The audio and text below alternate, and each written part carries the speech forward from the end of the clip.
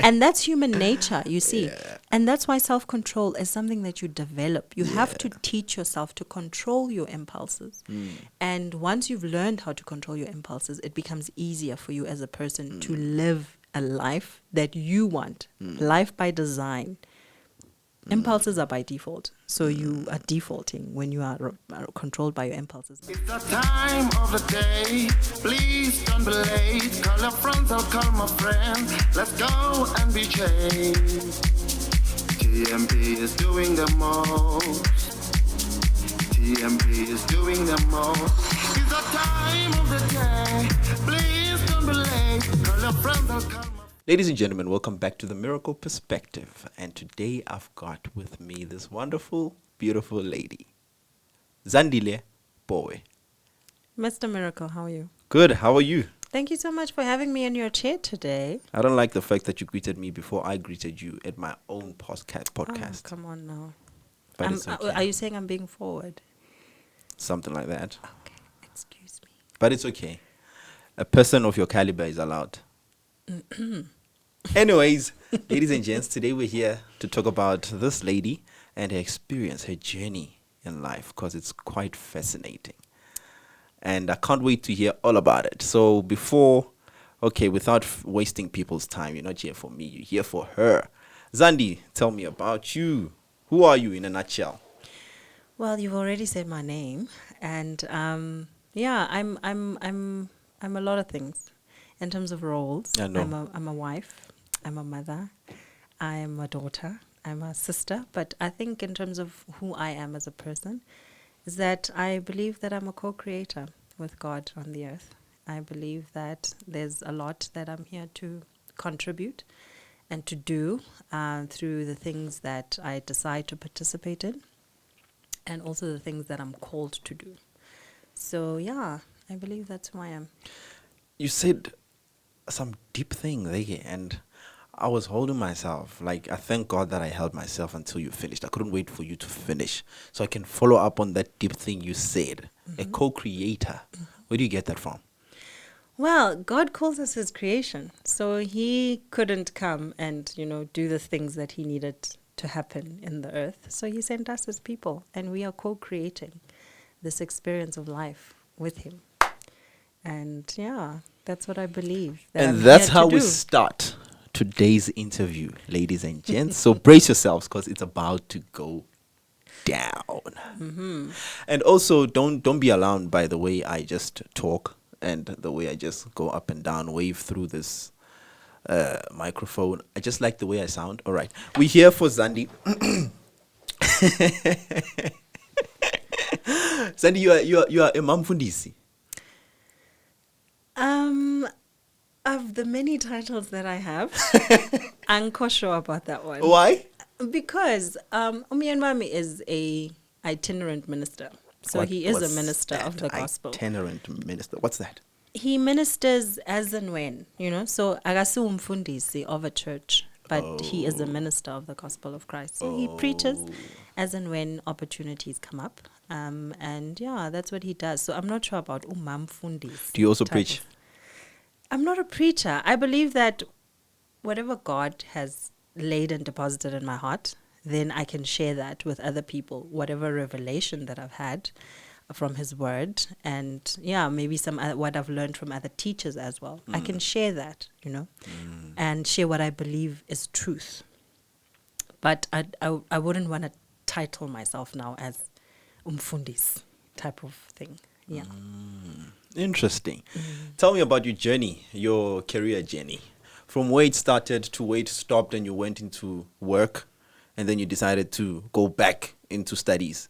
I want that whole journey from where it started. What did you study and where did you work first?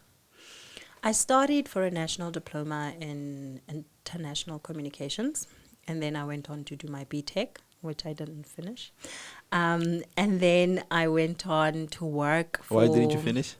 I only have research methodology left, and it was the bane of my existence.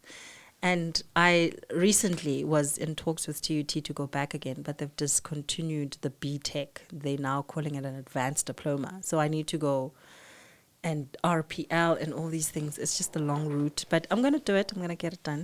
It's taken long. How long that's do the they one allow element. you to stall it before you come and 5 finish? years. So And it's you not have, yet 5 years yet. it has been. It's been more than that. It's So when been you go 8 back, you years. start again. Not start again. They're going to credit me, but it's just not going to be automatic like me entering and continuing where I left off. I have to do some work, I think, additional work. Okay. Let me fast track this. But I wanted to get the No, the I'm flow. not finished with my answer. I yet, know, Takesh. but I wanted to fast track to, okay, what makes you want to come back and finish that when you've already done what you've done now? Finishing. Just that. Yeah, I think it's important to finish things. There's something honorable about starting and finishing. So I haven't finished, and it doesn't. I mean, it's like going 4.5 kilometers into a 5 kilometer race, and then at 4.5 kilometers, you're like, I'm done. So no, I can't. Like, I Okay. need to go back for that half a kilometer and get the thing done, pretty much. I think that's all it is. It's not about the qualification itself is not going to augment and advance me in any way. Okay. But I think it's important that I started something. Okay. I invested a significant amount of time and effort into it and money, and I need to finish it. All right.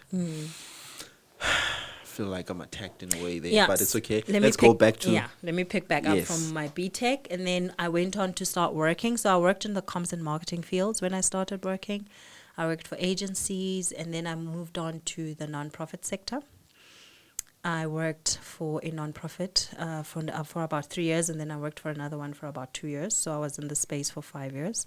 And then now I am an independent consultant in marketing and comms. I do project management, especially in the nonprofit space that I used to be in. And then I also farm now. I have a family farm project that I've decided to pick up as of 2 years ago. And that's pretty much what I do. interesting. And you decided to advance your studies. Yes. So the PG DIP, it's called a Post Graduate Diploma in Management Practice. I'm studying it at Henley Business School. I'm here in Johannesburg. And I chose that course particularly because I'm an entrepreneur now, and I'm needing to understand how businesses work. Not just working in them, but working on them. You know, so the experience that I wanted with this course was just to sharpen my tool shed and to know what tool to use for what, to know what kind of exposure I need to have over certain areas in a business. And it's helped tremendously with that. And that's why I studied it. I got a whole lot more than I had anticipated going into the course, just looking at it from modules and lectures, but just the whole experience was just very enriching in general. You said as opposed, you wanted to understand how it is like to work on businesses as opposed to working in them. What is the big difference there? And also, what makes your course different from business management? Well, I would say that the course's focus looks at strategy. There's certain modules, there's strategy, there's financial acumen, there's innovation, there's, what was the other module that we did? Systems thinking. So when you are working in a business, you have focus, especially if you are in a particular division under a particular department, and you have a specific business focus. Like if you're an HR person, you focus on HR. And when you're working in the business, that's the part of the business that your concentration and focus and effort is based on. But I'm a small business now, and I've got several entities that I'm overlooking. So I need to look at them externally as to what is this business doing? What's driving it? What's its engine? What is its purpose? What is the vision and the mission? How do I get HR done? How do I get finances done? Because I'm on my own in some of them, and some of them I'm in with business partners. Some of them we have teams, some of them we don't. So that rounded experience of of understanding how to run a business as well as work inside it. I needed that, and that's what PG Dip helped me with. That's interesting. Is Yeah. it different? Is it different from what they teach in business management? I wouldn't know specifically what they teach in business management because I haven't explored it. But I think business management, just by its name, would be the part where you're working on the business, not necessarily inside it. Because yours is management practice. Yes. And that's the difference in the name is that the other one would be business management. Yours is management practice. Yes. The practice of management. Okay. Yeah. It's just interesting. Okay. What propelled you to do management practice? Why in your mind didn't it come that let me do business management? Because one, before you go to Henley, before you start your course at Henley, they have these, I think it's like an open day type of experience, but I had mine virtually, where they tell you about the course, they tell you what it offers, they even tell you what their MBA programs offer. So I was particularly interested in this one because it's short, one, but also it sounded so compact, like there's a lot going on and there's a lot that I can learn in a short space of time. So that's the one aspect of it. And I think that's the pitch that it brought to me, and I was like, I'm buying that. Okay. Yeah. So I wouldn't compare it to anything else at this point because I wasn't doing a comparative analysis even when I was going into it. Yeah. So if we are to apply some of the skills you learned there in the business, in the management practice, looking on the Henley business, we would say they have done great on their marketing. They have tremendously well. Such that you didn't even care about looking at others just because No. you got exposed to them. And they aren't cheap either. So they're definitely good in their marketing. Definitely. There's something they're doing right. Yeah. Interesting. So tell me, let's now get deep into the technicalities of the diploma, the advanced diploma that you were doing, the postgraduate diploma. What are the themes or things that you have learned in terms of the focus of the course The itself? course. Okay, so they've got 6 blocks. So it's proper postgraduate stuff where you are going in for a week and you are deep diving into a particular topic or subject area. So we had 6 blocks, and the first block we had systems thinking, we had personal mastery, and we had external operating environment. So those 3 areas, when it comes, and the fourth element was the action learning program. They call it the ALP project, but that's more your research methodology that you do in a team context. And when you think of those 4 areas, the personal mastery bit is like literally runs throughout the program until the end of it. The external operating environment, you only did an assignment, assessment, and then you later had a different course that links up to that. Then you also had systems thinking, which is a thread, literally, that runs throughout the course. So that's block 1 only. Then you come to block 2, you do financial acumen. They teach you about, balance sheet, financial statements, how to study them, how to look at them for a corporate, how to identify what means what in a financial statement. So that's what I'm saying, it's in and on the business. So you get to understand, if I am an executive of a business and I look at a financial statement, this is what I'm looking at. And if I'm just, a supplier in a business, when I look at a financial statement, this is what I'm looking at. So in those 6 blocks, we learned ethics and leadership. We had strategy, which was in block 5. We also had, what was in block 3? I must now remember. But what we learned, everything is based on theories. So the theoretical component was very key, and the principles that you derive or you can extract from those theories. The most important theory that I learned in this course, I've learned plenty, but the one that sticks out for me the most is the iceberg theory. Okay. So the iceberg theory is the theory that everything that you see and that you look at and it's linked to systems thinking. You only looking at the situation from the tip of the iceberg. There's always so many layers underneath that iceberg. You have ideas, you have a ladder literally of inference that comes up into that iceberg, where you can look at when at the bottom of the ladder possibly is how someone, has certain concepts and ideas about other people. Let me say I'm a black person. I have certain concepts and stereotypes against Indian people or, whatever, Chinese people. And then whatever decisions that I tend to make and conclusions that I tend to make are based on my biases, the things that, my mind has just been populated by ever since my whole data gathering of my life. The story of my life has really fed me about those people that I tend to make decisions based on those things. So how quickly I go up that ladder of inference and making decisions and coming up with conclusions is based on some of those fundamental ideas and biases that I hold.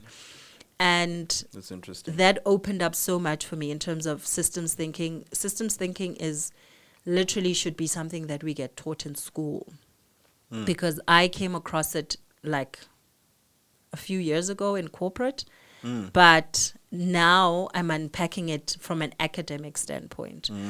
And what I learned from systems thinking is that everything is interconnected. And being a spiritual person, I started to see design, like God and everything. I see God and everything. So I started to see how, before God put people on the earth, he created an environment.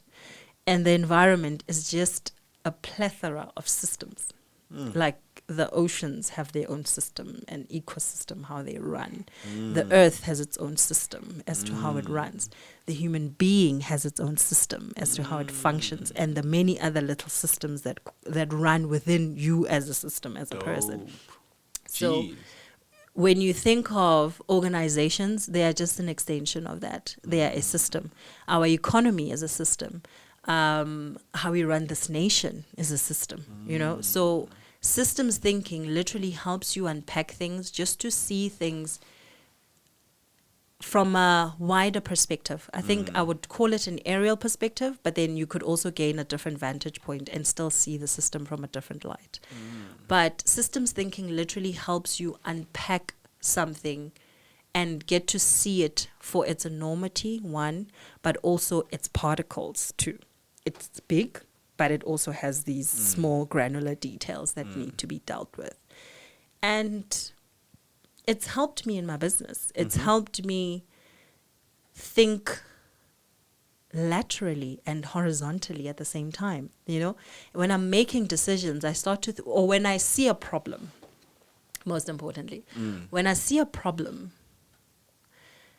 I stop wanting to arrive at a solution simply because I think there's one possible solution.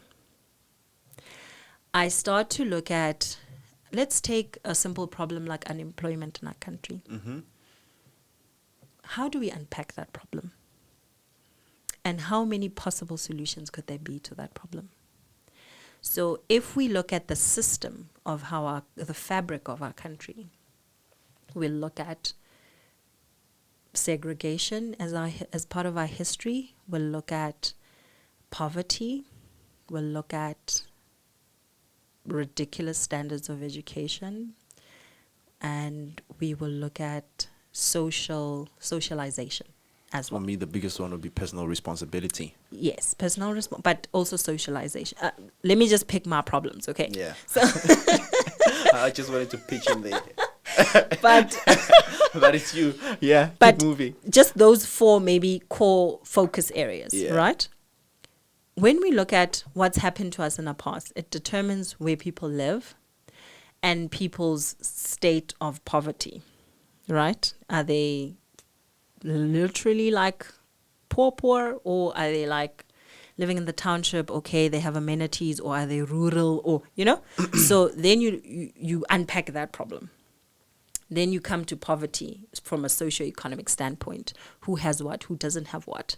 Then we come to education, the quality based on your Where you area, are, yeah. where you come from, your socioeconomic standing, what you're able to afford. And then the fourth aspect is socialization. Some people, when we look at how we are being socialized now in terms of how we interact with government funding, what is that doing to either help or, perpetuate the cycle of unemployment? That's just me and my limited thinking. But the system of unemployment can be unpacked, and we can try and arrive at different solutions for it, considering different things. You see what I mean? So that the system has so many aspects, and that's what systems thinking has helped me with. So when I'm looking at an HR problem in my company, I think, okay, do I need staff? Do I need tools? Can, a gig economy appointment do this for me, or do I need an actual human being to come and be in my office and do this thing? So I start looking at arriving at solutions very differently because I've been exposed to systems thinking. Interesting. Yeah. Very interesting. But do you think it would be more helpful or more of an opening for chaos if this was taught at a much earlier stage in our education or our upbringing? Hey there, this is Miracle TMP Chawane, the confidence coach and the author of The 5 Friend University. If you're anything like me, you know you've got massive potential within yourself. You know you were created with a huge purpose. However, you're just held back by fear and the lack of confidence in yourself to pursue the goals that you want to pursue. And if that is you, I need you to get this book.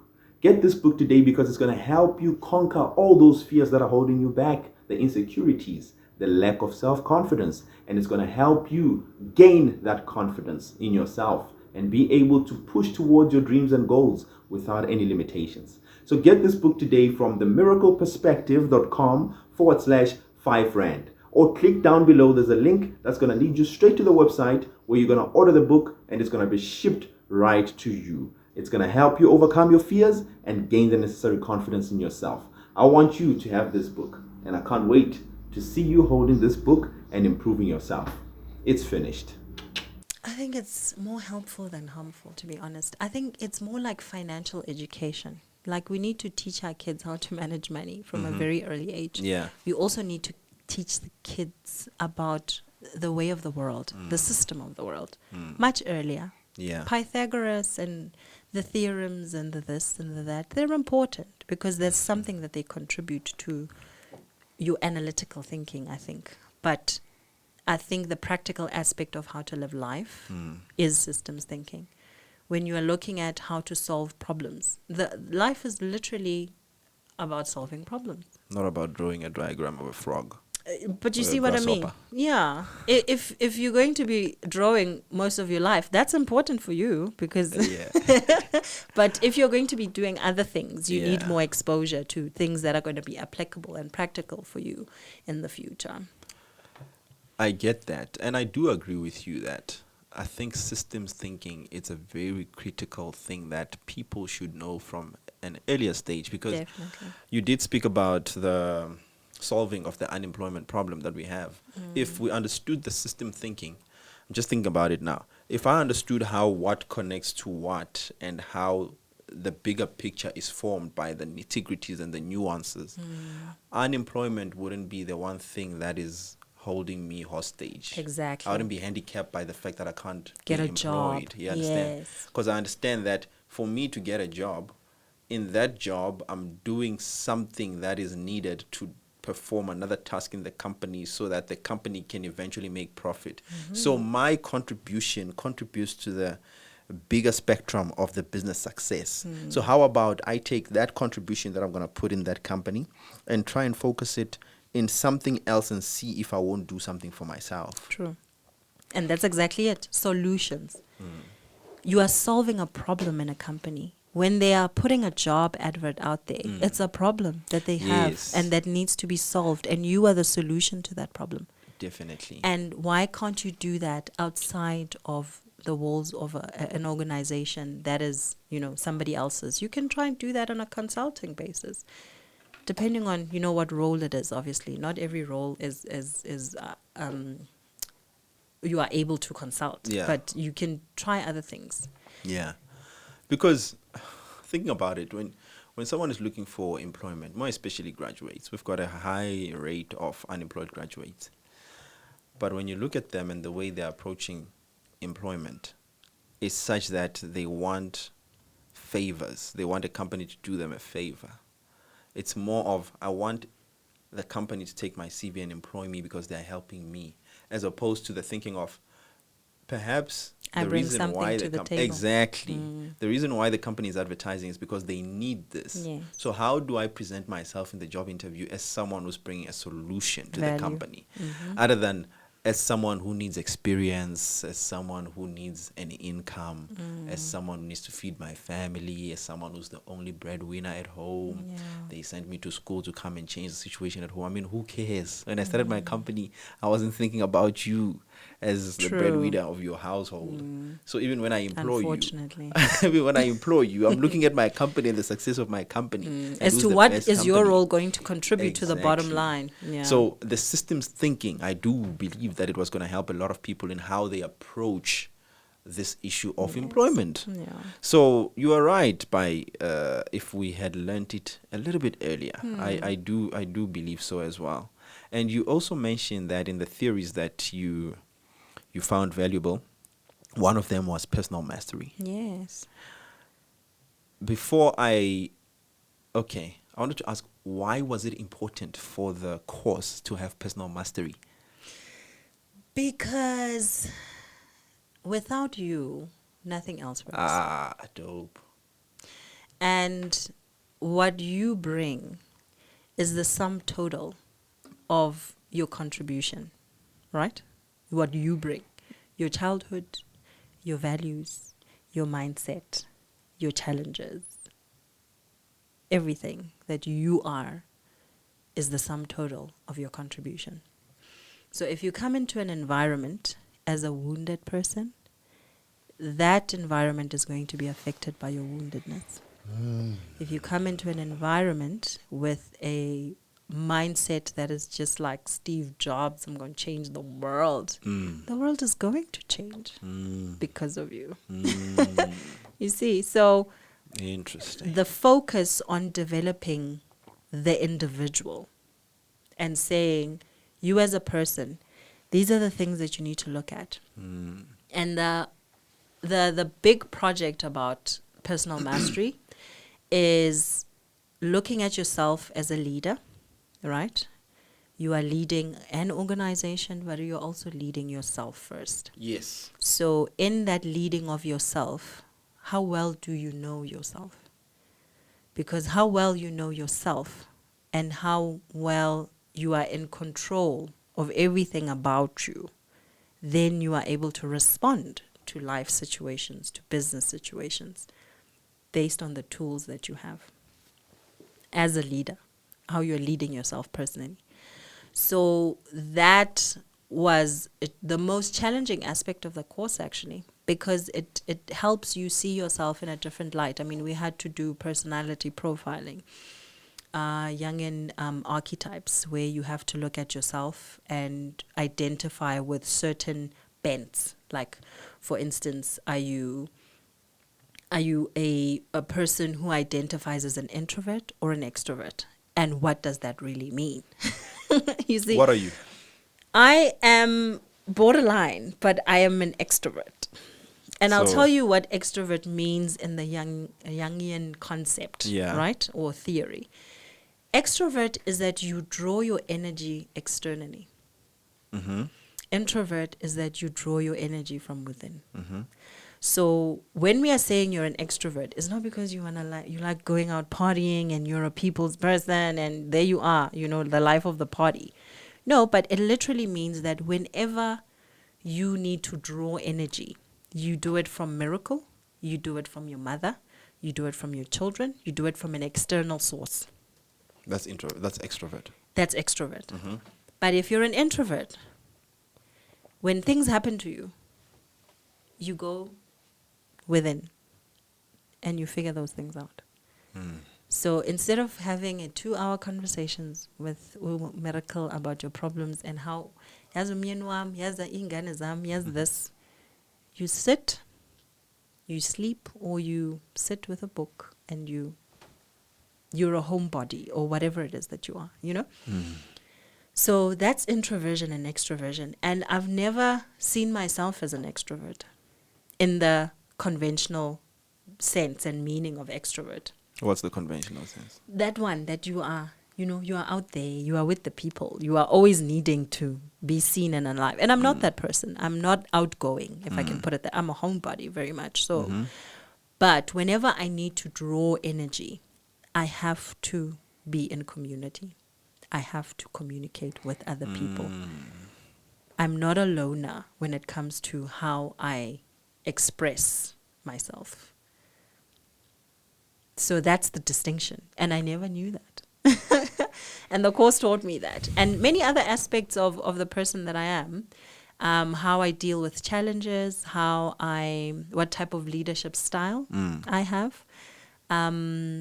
Yeah, it was very helpful and very challenging because with the assignments were so grueling because your lecturer would tell you didn't go deep enough into how you explained this particular incident. So there was this one assignment where we had to explain incidents, like we had to record 4 incidents that happened to us and unpack how we felt about those things, our emotional, aspect of how we processed and interpreted that thing. And she was right. Literally, my lecturer was a lady. So Zondre was right. She would really try to show you, even in her feedback, she would try to show you that when you are looking at this particular incident, like anger, why were you angry about that thing? And what does this anger mean? Is this anger more of your expectation of what was supposed to happen and you are disappointed more than you are angry? Because sometimes we are just disappointed and we express it as anger, but it's not. So just that feedback and that level of depth that was required really helped unpack a lot of the things that I don't spend my daytime thinking about, actually. So it was good. It was a deep dive, very necessary, and very good as well because it helped. I once took a test years ago, and that test revealed that I am a person who focuses more when it comes to my management style. I focus more on the system and how things are working versus the people aspect of how I work with people.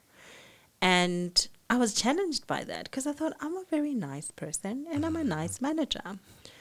But when it comes down to when things don't go as expected, I default more to what was supposed to happen, not on, so why didn't it happen? And what's your reason? And what's your excuse? It's kind of like, get it done. Like, even though there's a valid reason why it didn't happen, but let's just get back to the horse and the horse must still run type of thing. So that helped me. It helped me see that I need to harness my human, interaction skills.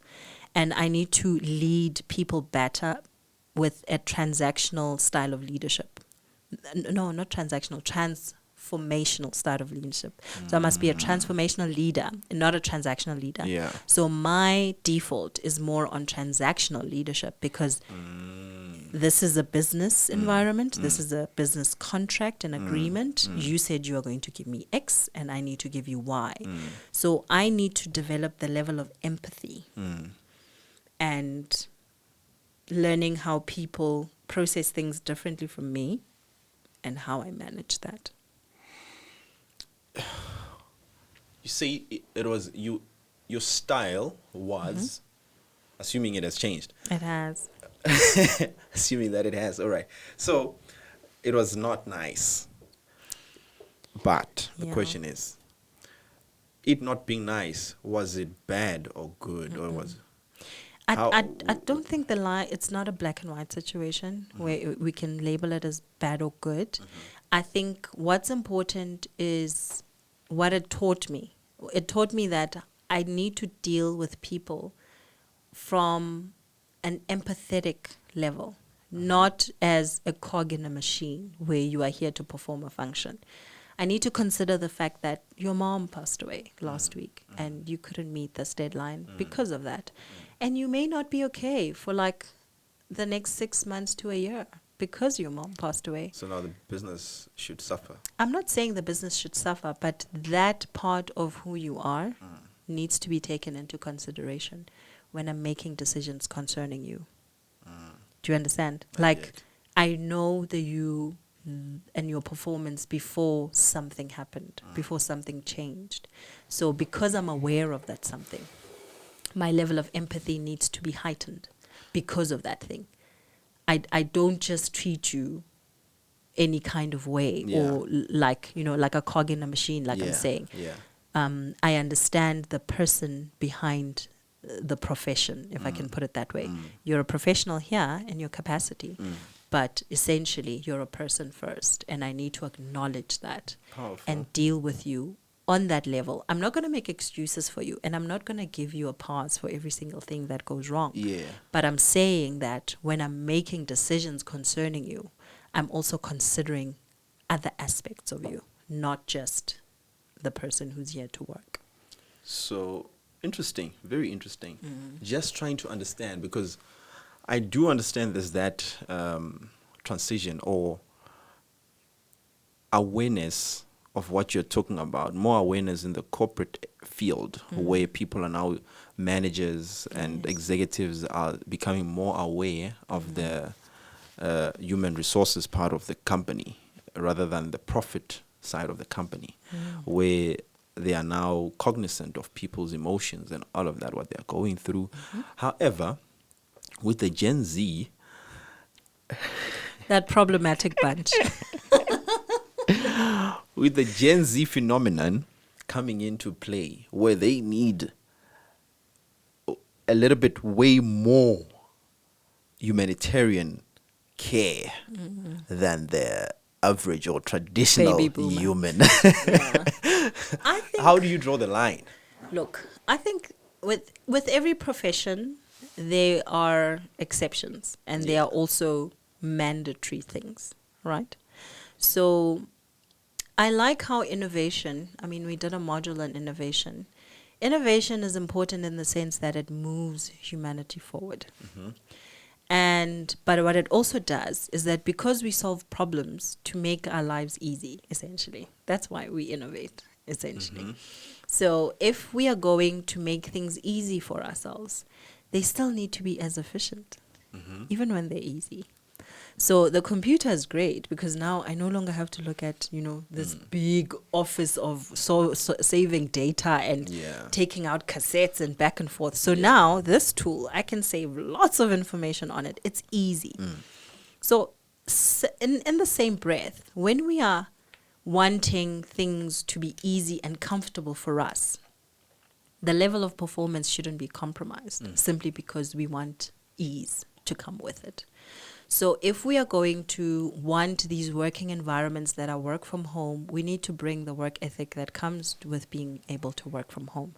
If we want these, technologies that make our lives very convenient to also be incorporated into our work lives, the efficiency of a business's performance shouldn't be compromised because we are focusing more on human ease than we are on delivering on what needs to happen. You see what I mean? So they can have everything they want. They can have personal fridges in their offices or whatever working space, work hybrid models, whatever they want, they can get. Where the company can afford, of course. Where the company can afford, but also where it doesn't hamper their performance at the end of the day. Because at the end of the day, whether you're working from home, whether you are working 12 hours a day in a machine somewhere, if that's what your work requires, like I said, there's mandatory things. If I'm working on a boat cruise and I'm the captain, I'm on that steering wheel or whatever it is for 12 hours. If I'm a Gen Z and I think that should be changed, I must innovate accordingly to allow for that change. So if I can do it with my tablet from the top deck, hey, by all means, but it's being done at the end of the day. How it gets done, we're flexible around that. But it being getting done, there's no negotiation around that. That's where my reservation is, to say, where do you draw the line? We want it to get done, but also we don't want to not be cognizant of the human side of this person. We want it to get done, but they've got depression. They can't do it. They just can't be productive. And it's 6 months down the line. This person, we're paying them, but they're not productive. It can't be. It can't be. Like, the function of a thing, you understand? If I'm a mother to a child, I can't neglect her for 6 months and say, oh, I'll come mother in 6 months. Yeah. I can't. Yeah. Like, there are things that need to get done, whether I feel like it or I don't, whether I think it's fair or not, whether, whatever. That child demands certain things. And me being their mother, I'm the only person who can provide those things to them, right? Or I'm the only person who's responsible for doing that. Yeah. So it's the same with work. If you Is take it? on a job, you take on a job. Yes. These people don't hire you because they like you. They hire you because you made certain promises also in your Yes. CV to say that Yes. I'm capable Yes. to come and do this thing. So when you come here and then your depression sets in, we make provision for that. We say, okay, let's have a wellness program that deals with employees that have depression. Let's maybe look at the 4-hour work week, if it's something that's going to help our people. But that 4-hour work week doesn't mean that the business needs to be compromised from a performance standpoint. If we are a $1 billion company, we are not going to shift or go down in terms of our profits simply because we want to cater to the Gen Z and people who want to work. Exactly. That doesn't make sense. Not in a capitalist system. It does not make any sense. 100%. Yeah. 100%. I think so too. And also in a SMME situation where we just don't have the resources to cater for these problems. Slackness. No, we don't. We don't. We So do not. it's interesting. Your course is interesting, and Yeah. the personal mastery element is what struck me the most, because I do believe that personal mastery brings forth personal responsibility. Hence, I threw it there when you're talking about solving the issues of unemployment. Because the personal responsibility, all the things that you were breaking down, the things you learn, and I could get that within in the middle of what you're saying, there's emotional intelligence. Yes. There's all of that, all of those things. They make you become a responsible human being for yourself. Take accountability. You take accountability. Then once you can take enough responsibility for yourself, and then you are qualified a bit to take responsibility for the next person. Yes. And then you can now extend it to a family setup. Then you can extend it to the community setup. Before you know it, now you can change the world. Yeah. Unlike just coming from school, you can't even fend for yourself. You don't know what your name is. And now you just want to solve the world's problems without really knowing how to solve your own problems, which is quite interesting. So I like the personal mastery of the thing. So tell me now, in terms of the overall objectives of your course, what do you do with all this knowledge that you got going forward? What are your opportunities with this? Well, I think just to go back to personal mastery a bit, and then I'm going to link on to Yes. this question of what do I do. We were talking about personal responsibility and accountability.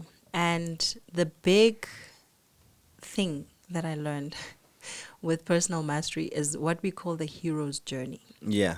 So the hero's journey is literally that triumphant story about the person of you, the story of you, pretty much. Where you come from, the trials and tribulations that you've managed to overcome, your victories along the way, the valley seasons of your life, and how you've managed to build up the skills, the grit, the determination, whatever it took, man, for you to get from one phase to another in your journey in life and in your personal journey as a person. So that helped me a lot, because it helped me see that, yes, I may not have certain maybe skills fine-tuned, but I have a heck of a lot going for me in terms of what I've been able to use to overcome certain situations in my life, to, emerge victorious over things that I never imagined that I would have to face in my life. So the hero's journey is about looking at yourself and looking at the things that you need to do to get yourself through life successfully. You may not be successful in every area, but whether you manage to get over depression or you manage to, get yourself out of, a horrible situation, you were able to do that. And that warrants credit. And that speaks of a particular set of skills that you've managed to develop within yourself in order to get yourself in or out of situations. Yeah, so that's the hero's journey. So when you look at your life, you can see that, hey, I've overcome some things. I've also done some things to people that I'm not proud of and I'm not happy about. And I'm able to, rise above and also endure in seasons where there's a fair amount of perseverance that's required. And then when it comes to what's next and what I have gleaned or walked away with from this course, it's that in business it's tough, but you have to be tougher. It's that in life things will be unfair, but you have to have the tools to deal with difficult situations and circumstances. And it's also that you have to know who you are. You have to develop the skills and the mental fortitude to get yourself through every situation in life, good or bad, because success needs preparation. Sometimes people become successful too quickly. I think the Bible says, I must remember the proverb, but sometimes getting something too soon is not a blessing. In the true sense, because you're just not equipped to deal with it, and it can destroy you sometimes. So there's a level of preparation and skill development within yourself that you need to accumulate to be able to make certain things happen and to sustain certain things in your life. This course was very instrumental. It's helped me grow. It's helped me to look at my business from a systems perspective, and how do I grow and I develop it, considering the economy. When I look at opportunities now, I look at them, okay, so this opportunity is linked to this aspect of the economy. And, so my thinking, like I said, is very lateral now and very horizontal. So I don't just look at things from a woordklappie perspective. What's a woordklappie? A horse has those things that I see. I think it's woordklappie more. Yeah. I get it. So my vision or perspective has been widened and broadened. Interesting. Tremendously, yeah. Interesting. You mentioned that success, sometimes quick success or instant success might not be a blessing. Yes. Interesting. But how about? That part shocked me. How about? This is how I think about it. How about instant success? Hey, R1 million in my pocket, lotto, for example. I get the lotto and I've got like 5 million at my disposal. A lot of people say instant success is not the best, but how about once you became that millionaire at an instant, you now also become a millionaire inside? Use that money to develop yourself quickly enough so that you can catch up with the funds and become a millionaire. Because you're not a millionaire if it's just defined by the money. You have to become a millionaire yourself. Some of us are millionaires or billionaires already. The money is just taking long to catch up. What's his name? Oh, I forget his name now. But he says that the best thing about becoming a millionaire is the person that you become. I need to remember his name. And you have to become first before. There's this guy, he's called Benjamin Hardy. I follow him. I follow his blog. And he's all about the principle of be, do, and have. You must become first. and then you are able to do. Then from doing, you are able to have. So if you have first, hey, going Become the other quick. That's what I say. way. No, because trust me, mindset shifts are Tough. are tough. I do understand that. And that's why we have shows like Abo I Blew It, and we Yes. have like case studies upon case study of people who are not mentally prepared for the level of success that they Yes. experienced. And then it took And them- money is a tool, you know? Yeah. If you don't know how to use a tool, it becomes very useless to you. Yeah. And you will abuse it, actually. You'll end up abusing it than using it properly. So people need to understand that money, I mean, my husband has a book called Money Talks, and he teaches about money quite a lot. And if you don't have the tools to sustain wealth, Oh, I met you at a book club. yes, yeah. If you don't have the means to sustain, the mental means to sustain success, Yeah. some people, for instance, I'll ask you this question. If you had R1 million today, what would you do? Have you ever wondered why all the top athletes and the high performers of this world have coaches? Yep, that is because coaches help you keep focused on your goal. They help you unleash your next level potential. And that is why I'm here.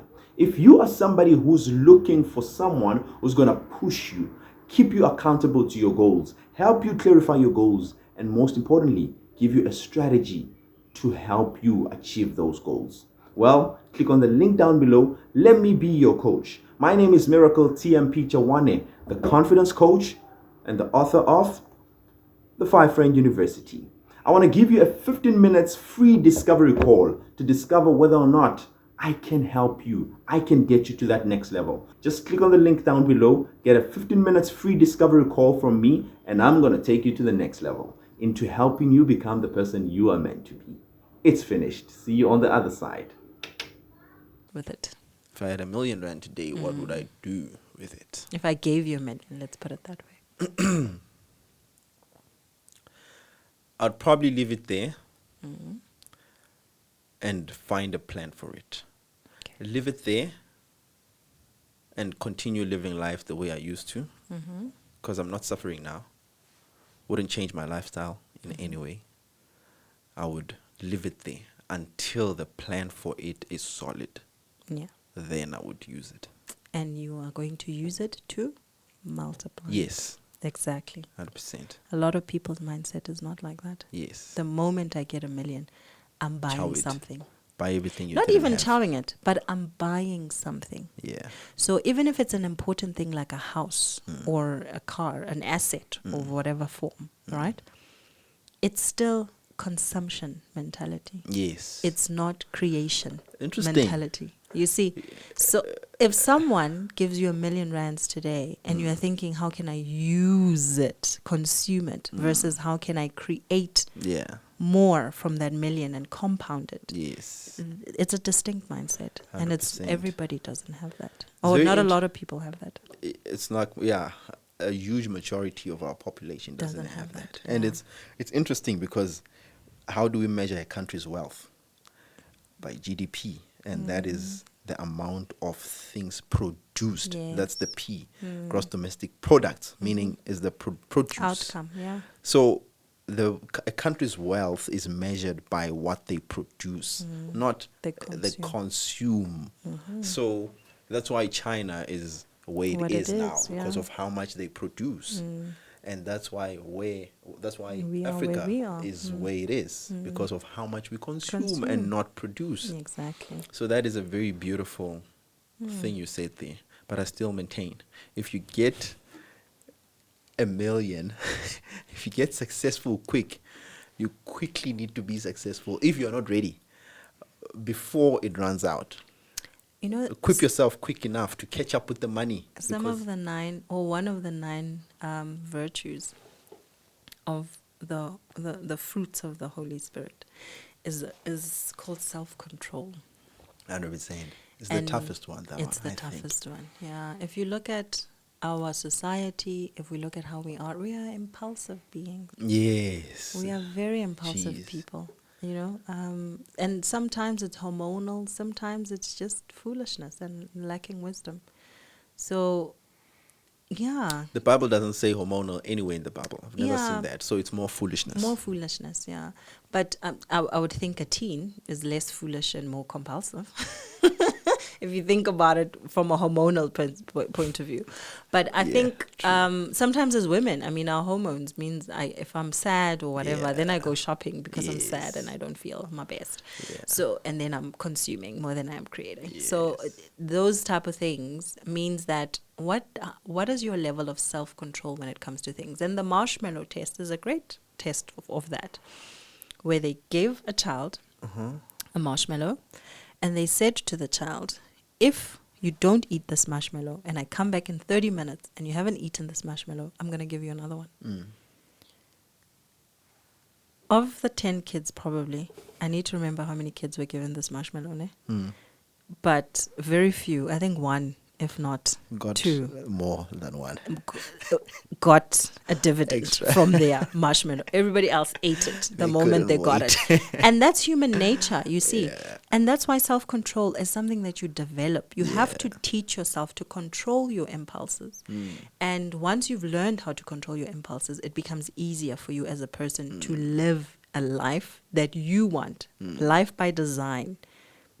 Impulses are by default. So you are defaulting when you are controlled by your impulses. But when you want to design something, it means you can control yourself and say, I am going to be disciplined and I am not going to use this money for anything other than what I've set it out for. And that's the most important and the key thing That's tough. about learning yourself, one, and how you manage and deal with situations in different settings. Beautiful. And it's very interesting. I actually do want to call you again on my podcast. To talk about. Nice. I earned my next visit. Yes. You mentioned something intriguing. I just don't feel like it's relevant for this particular conversation we're having. Okay. But I would want to explore that a little bit more on how you mentioned that it was in relation with the impulses, how we are more impulsive.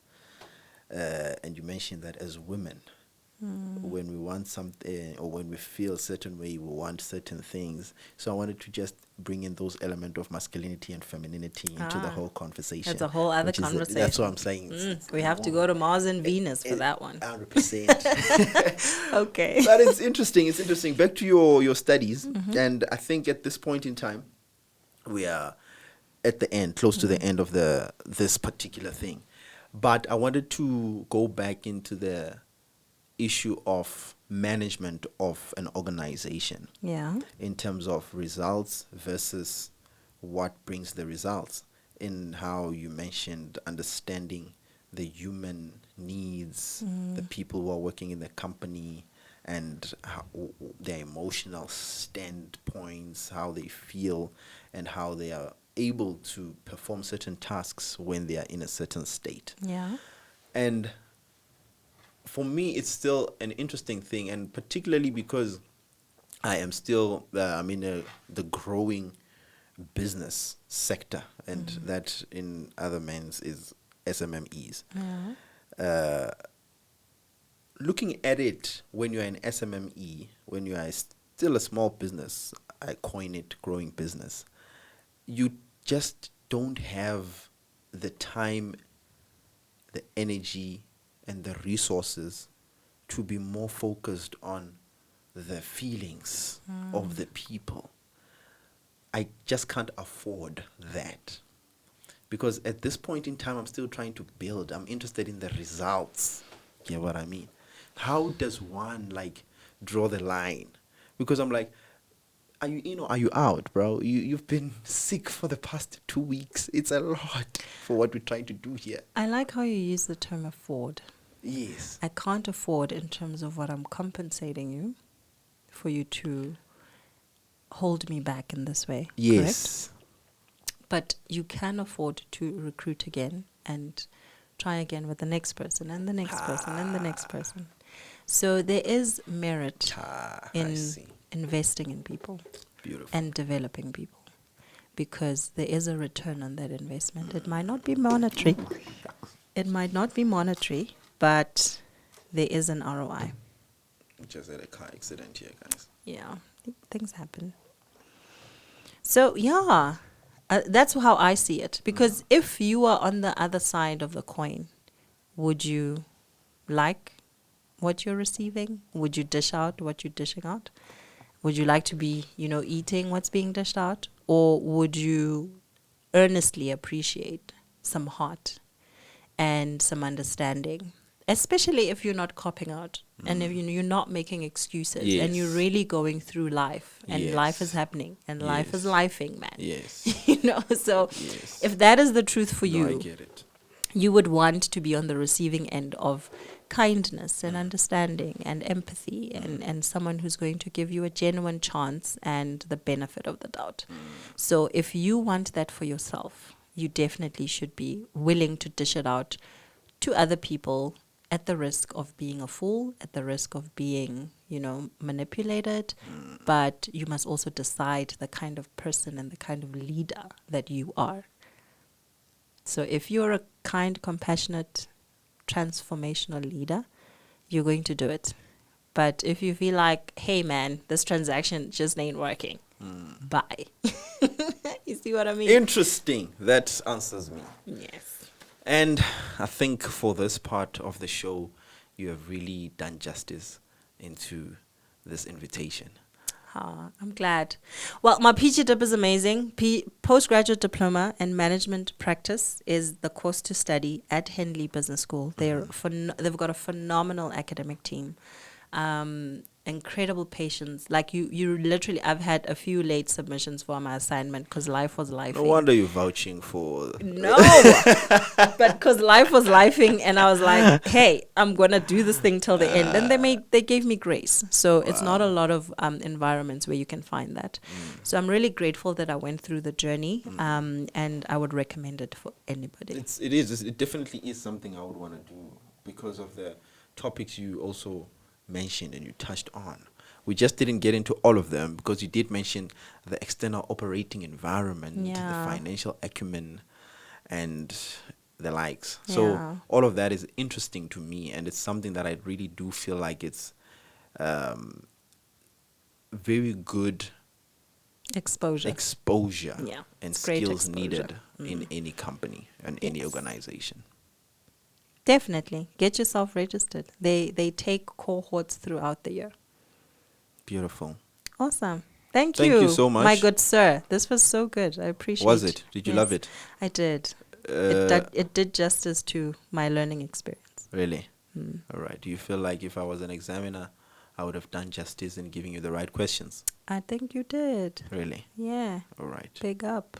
Thank you for that. Okay. And ladies and gents, thank you for tuning in. Till we meet again, subscribe if you have not yet subscribed, and follow her where?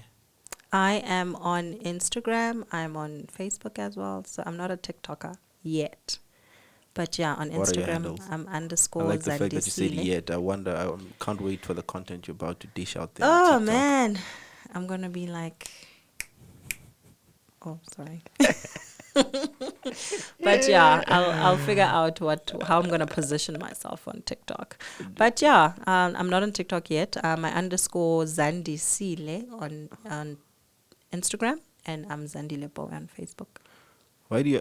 Zandisile. Zandile. When my Which one is the mom wanted or gave birth to me, my grandmother said, Ulindiwe, that's my mom's name, Uzandisile. Intombi zangamabhena. So my mom then said, "Oh, Uzandile." I'm like, "You did injustice to my name, though." She did. And yeah, We should have kept it Zandisile. Zandisile, yes.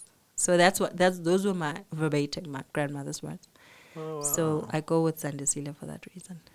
Okay, you don't put it out there enough. I don't feel like you're doing justice to the branding. But thank you, Zandisile. Okay. This was dope. Till we meet Cheers. again. It's Thanks, guys.